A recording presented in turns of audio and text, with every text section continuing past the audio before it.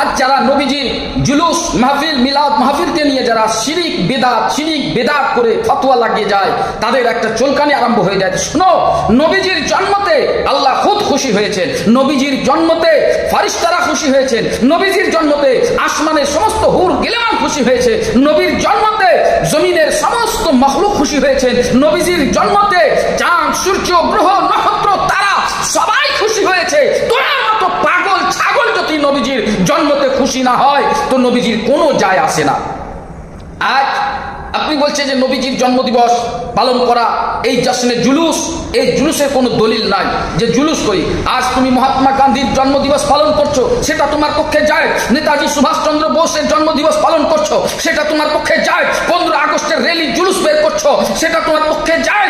আন্দোলন সরকারের কাছে, শাসিত সরকারের কাছে হক চাওয়ার জন্য তুমি আন্দোলন করছো, সেটা তোমার পক্ষে যায়। আজ পুরো কায়নাতের নবী, সমস্ত জাহানের জন্য রহমত স্বরূপ আমার নবী এসেছেন, সেই রহমতুল্লিল আলামিনের জন্য জুলুস করতে গেলে তোমার গায়ে চুলকানি হয়, তোমার গায়ে দাগ হাজা খুজলি চলে আসে, আর তুমি শিরক আর বিদআতে ফতোয়া লাগাতে শুরু করো। যদি পড়তে না জানো দলিল দেখো, আলেম ওলামার কাছে বসো, সেখানে দলিল দেখো যে বইয়ের মধ্যে আছে কি নাই, কিতাবের মধ্যে আছে কি নাই, দলিল আছে কি নাই। একটা কথা জেনে রাখবে, আহলে সুন্নাত ওয়াল জামাত কোনদিনও বিনা দলিলে বিনা প্রমাণে কোনদিনও কোনো জশ্ন, কোনো জুলুস, কোনো মাহফিল, কোনো কাজ এমন করে না যেটা শিরক, যেটা বিদআত। ইয়্যাকা না'বুদু ওয়া ইয়্যাকা নাস্তাঈন, আমরা আল্লাহর ইবাদত করি, আল্লাহর উপাসনা করি, আল্লাহর সাহায্য চাই, কিন্তু আল্লাহ রাব্বুল আলামিন যে দুনিয়ার বুকে যে মাখলুকে একে অপরের সাহায্যকারী হিসাবে পাঠিয়েছেন, আমার নবীকে যেভাবে আমাদের জন্য পাঠিয়েছেন রহমত করে, কাল কিয়ামতের দিনে হাসরের ময়দানে তোমরা ফ্যাল ফ্যাল করে তাকিয়ে থাকবে। আর নবীর যখন মাথার মধ্যে শাফাতের মস্তক মুবারকে যখন শাফাতের তাজ পরানো হবে, তখন তোমরা দেখবে চোখ মুখ দিয়ে ফ্যাল ফ্যাল করে তাকাতে থাকবে যে আজ আমরা করলাম তো করলাম কি, আর দুনিয়াতে করেছি তো করেছি কি। এত বড় ভুল, মারাত্মক ভুল আমরা দুনিয়াতে করেছি, শুধু এই আফসোসটা তোমাদের ওই কিয়ামতের মাঠে থাকবে। দলিল চাও, জুলুসের দলিল চাও যে জুলুস আছে কিনা, জুলুসের দলিল চাও তো দেখো সিয়া সিত্তার হাদিস মুসলিম শরীফ 2য় খণ্ড 419 পৃষ্ঠার মধ্যে বাবুল হিজরতের মধ্যে লেখা আছে, হযরতে বারা রাদিয়াল্লাহু তাআলা আনহু বলেন, যখন আমার নবী করিম সাল্লাল্লাহু তাআলা আলাইহি ওয়াসাল্লাম মদিনা মুনাওয়ারায় হিজরত করে, মক্কা থেকে হিজরত করে মদিনা মুনাওয়ারায় আসেন, তখন সেই মদিনার অবস্থা কি হয়েছিল জানেন? মদিনা একেবারে দুলহানের মতো, একেবারে দুলহানের মতো মদিনাকে সাজানো হয়েছিল। যে আমার নবী মক্কা থেকে মদিনা আসছেন, মদিনাবাসীরা দুলহানের মতো মদিনাকে সাজিয়ে দিয়েছিল। তারপরে বলছেন শোনো, এমন ভাবে মদিনাকে সাজানো হয়েছিল, বলা হয়েছিল ফাসাইদার রিজাল ওয়ান নিসাই ফাওকাল বুয়ুতা তাফাররাকা গিলমানু ওয়াল খাদামা ফিত তারাইকি ওয়া ইয়ানাবুনা ইয়া মুহাম্মাদুর রাসূলুল্লাহ সাল্লাল্লাহু আলাইহি ওয়াসাল্লাম। মানে तमाम যুবক এবং যুবতীরা, तमाम মদিনার মেয়ে এবং পুরুষ লোকেরা এবং মহিলারা কি করেছিল? নিজ নিজ ছাদের উপরে চড়ে গিয়েছিল। ছোট ছোট মানে ছোট ছোট বাচ্চা যারা ছিল মদিনা মুনাওয়ারার, তারা গলিতে গলিতে খুশির মাহফিল খুশিতে তারা দৌড় করছিল। যেমন আজকার জামানায়, আজকার সমাজে ঈদের দিনে আমাদের ছোট ছোট বাচ্চারা ঈদের খুশিতে তারা গলিতে ঘুরে বেড়ায়, একে অপরের বাড়ি যায়, খেলে বেড়ায়। তারা নবী মুস্তাফা সাল্লাল্লাহু আলাইহি সাল্লামের ইন্তজার করছিল, মুনতাজির ছিল যে আমার নবী মক্কা থেকে মদিনা হিজরত করে আসবেন। পুরো মদিনাকে সাজিয়ে দেওয়া হয়েছিল, পুরো গলিকে সাজিয়ে দেওয়া হয়েছিল। আর ছোট ছোট বাচ্চারা তারা গলিতে হুজুম করে আছিল, তারা এদিক থেকে ওদিক ছুটাছুটি করছিল, তারা দেখছিল আমার নবী মুহাম্মদ সাল্লাল্লাহু আলাইহি সাল্লাম কখন আসবেন। আর ওই মদিনার মহিলারা ছাদের উপরে উঁচু জায়গায় উঠে দাঁড়িয়ে দেখছিল, পুরুষেরা খেজুর গাছে কিংবা উঁচু গাছের উপরে চড়ে দেখছিল আমার নবী কখন আসবেন। এইভাবে তারা এমন ছিল। আর তাদের জবানের মধ্যে কেমন শব্দ ছিল শুনুন, যেমন প্রত্যেকটা পুরুষের জবানে ছিল যা রাসূলুল্লাহ সাল্লাল্লাহু আলাইহি ওয়াসাল্লাম, প্রত্যেকটা মহিলার জবানের মধ্যে ছিল যা নবিয়া সাল্লাল্লাহু তাআলা আলাইহি ওয়াসাল্লাম। আর নবীর আসার আগমনের উদ্দেশ্য নিয়ে পুরো মদিনার দরদ দিবার একেবারে ঝকঝক করে চমকি ছিল। আর সমস্ত ছোট বড় সবাই একই সুরে একই তার্জে এমন ভাবে করছিল, তালাআল বাদরু আলাইনা মিন সানিয়াতিল বাদাই ওয়াজাবা শুকরু আলাইনা মা দাআ লিল্লাহি দাঈ।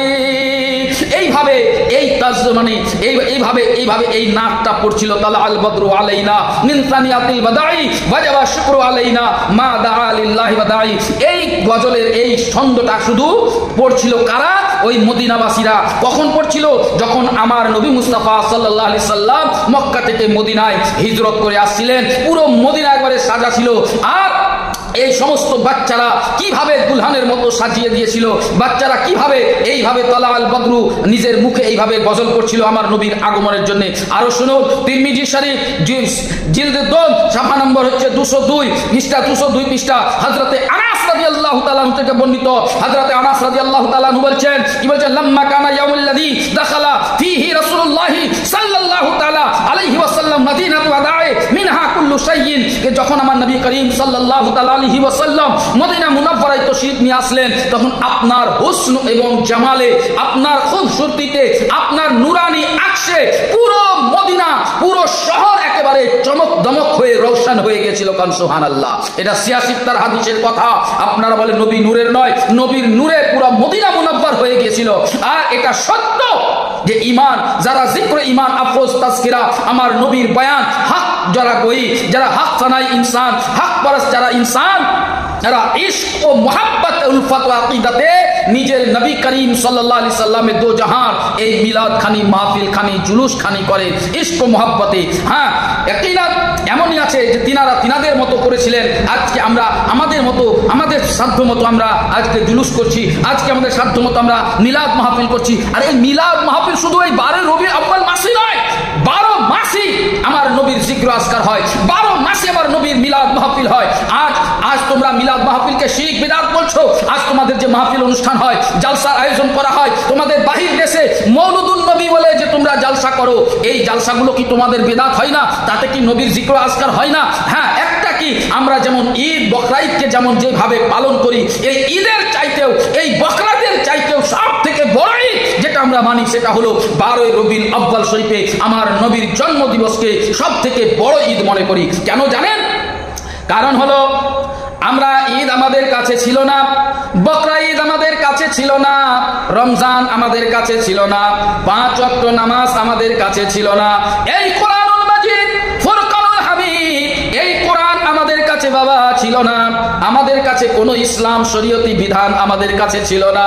কিন্তু যখন আমার নবী মুস্তাফা সাল্লাল্লাহু তাআলা আলাইহি ওয়াসাল্লাম এই পৃথিবীর বুকে আগমন করেন, আমার নবী যখন তাওহীদের যখন হিদায়াত দান করেন, তাওহীদের যখন দাওয়াত দেন, তখন পর্যন্ত আমরা আল্লাহকে চিনতাম না, তখন পর্যন্ত আমরা নবী রাসূলকে চিনতাম না, তখন পর্যন্ত আমরা জান্নাত জাহান্নাম বুঝতাম না।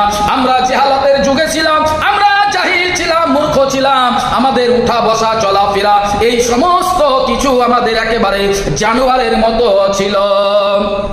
আমার নবী যখন আগমন হলেন, আমার নবী যখন এই পৃথিবীর বুকে জন্মগ্রহণ করলেন, আমরা তাওহীদ পেলাম, আমরা রিসালাত পেলাম, আমরা কোরআন পেলাম, আমরা আল্লাহকে চিনলাম, আমরা নবীকে চিনলাম, ফেরেশতা চিনলাম, আমরা চিনলাম জান্নাত ও জাহান্নাম চিনলাম, আমরা ঈমান পেয়েছি, আমরা আল্লাহকে পেয়েছি, আমরা সঠিক পথ পেয়েছি, দ্বীন পেয়েছি, আজ কোরআন পেয়েছি, আজ নামাজ পেয়েছি, রোজা পেয়েছি, ঈদ পেয়েছি, বকরা ঈদ পেয়েছি। কার জন্য? আমার নবীর জন্য। যেই নবী না আসলে কুল কায়নাতের মধ্যে কিছুই সৃষ্টি হতো না। এমনকি হযরতে মূসা আলাইহিস সালামকে আল্লাহ পাক বললেন, হে মূসা, আমি যদি আমার মুহাম্মদুর রাসূলুল্লাহ সাল্লাল্লাহু তাআলা আলাইহি ওয়াসাল্লামকে সৃষ্টি না করতাম, হে মূসা, আমি তোমাকেও সৃষ্টি করতাম না। এটা মূসা আলাইহিস সালাম যখন প্রশ্ন করেছিলেন আল্লাহকে যে হাবিব কে আপনার, মুহাম্মদ সাল্লাল্লাহু আলাইহি ওয়াসাল্লাম কে, যার ওসিলা নিয়ে হযরতে আদম আলাইহিস সালামের তওবা কবুল হয়েছে, জিনার ওসিলা নিয়ে হযরতে আদম আলাইহিস সালামের তওবা কবুল হয়েছে। আর তারপরে বলছি যে হযরত মুহাম্মদ সাল্লাল্লাহু আলাইহি সাল্লাম আসার খুশিতে সবাই খুশি, আসমানের ফেরেশতারাও খুশি, আল্লাহ রাব্বুল আলামিনও খুশি, আর तमाम হুর গেলেমান খুশি, চাঁদ সূর্য সবাই খুশি। এখানে সবাই যখন খুশি, তো আপনি কেন ভাই বেজার আছেন? আপনি কেন খুশি হন না? জানেন, আমার নবী মুস্তাফা সাল্লাল্লাহু তাআলা আলাইহি ওয়াসাল্লাম যখন পৃথিবীর বুকে আগমন করেন, তখন শুধু একজনই খুশি বেজার হয়েছিল, আর সে হয়েছিল ইবলিস শয়তান। ইবলিস শয়তান শুধু খুশি ছিল না, আমার নবীর আশাতে, আমার নবীর জন্মদিবস জন্মতে যে আমার নবী কেন জন্ম হলো, তার মাথায় যেন পাহাড় চেপে গেল, এত সে বেজার হয়ে গেল। তো মুআজ্জাজ সামাইন ইকরাম, চলুন আর একটা প্রশ্নের উত্তর আপনাদেরকে দিই, তাহলে আপনারা বুঝতে পারবেন যে জুলুস মানলাম যে মদিনার, আপনি বলছেন, এবার আবু ঝাবি মৌলভী বলছে যে মানলাম যে আপনি জুলুস জায়েজ করলেন, কি করে? মদিনার লোকেরা জুলুস করেছিল, মদিনার লোকেরা মানে দুলহানের মতন পুরো মদিনাটাকে সাজিয়েছিল। এবার আমার দ্বিতীয় প্রশ্নের উত্তর দিই যে জুলুস তো পেলাম শরীয়তের মধ্যে, তিরমিজি শরীফের মধ্যে, আর জুলুস পেলাম মুসলিম শরীফের মধ্যে, তাহলে এবার আমাকে বলুন এই মিলাদ মাহফিলটা কোথায় পেলেন? মিলাদুন নবী সাল্লাল্লাহু আলাইহি সাল্লাম, ইয়ানি মিলাদ, যে মিলাদ করেন, এই মিলাদ যে মানান, এই মিলাদের আমাকে বলুন যে মিলাদের আপনি দলিল কোথায় পেলেন?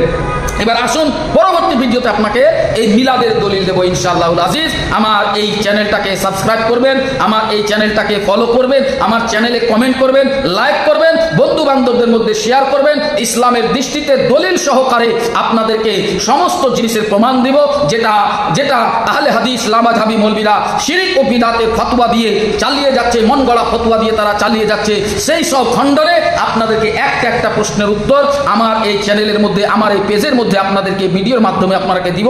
আপনারা অবশ্যই বেশি বেশি করে শেয়ার করবেন আর লাইক করবেন, কমেন্ট করবেন। অবশ্যই আশা করি আল্লাহ পাক আপনাদের সকলকে ভালো রাখুন, আমিন। আসসালামু আলাইকুম ওয়া রাহমাতুল্লাহি ওয়া বারাকাতুহু।